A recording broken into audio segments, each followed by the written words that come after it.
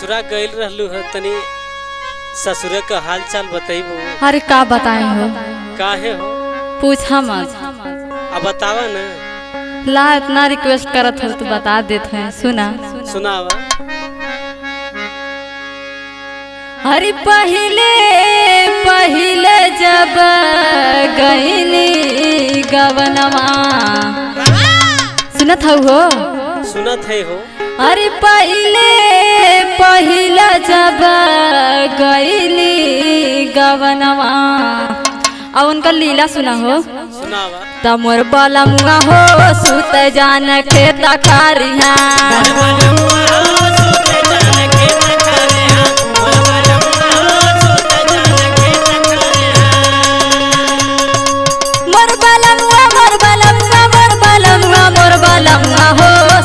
जान के तकारिया।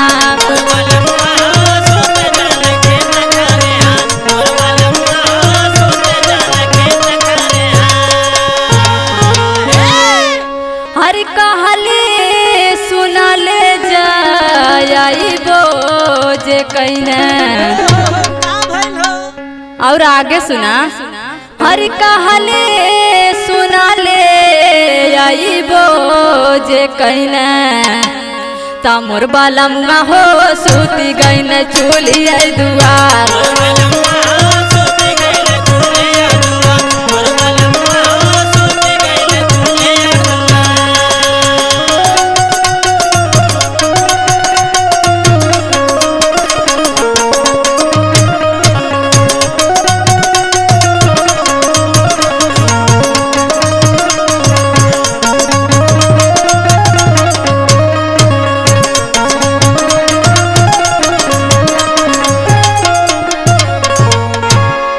तो चूल्हे दुआर कहे सुत गए न हो। अब पता नहीं हो।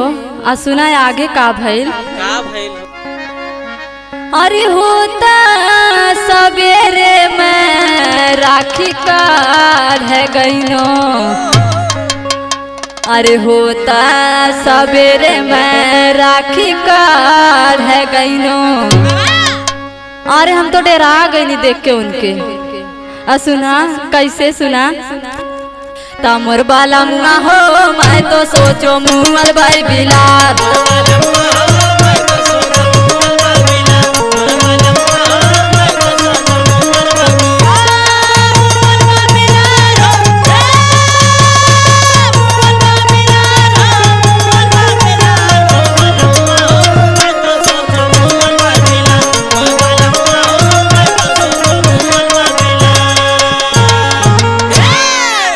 हरी टंगरी पकड़ी के मैं फेंकानो अंगनवा।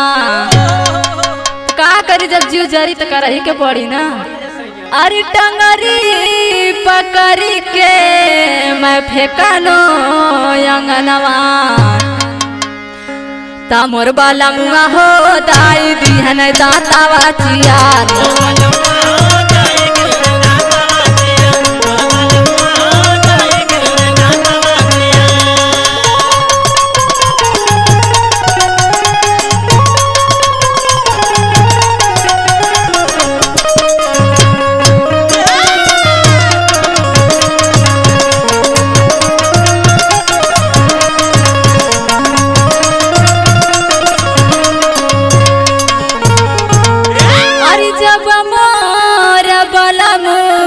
हो दातावा चियरन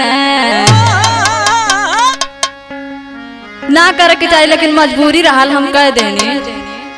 अरे जब मोर बलम हो दातावा चियरन, मोर बलम हो पे दियनी का पसान।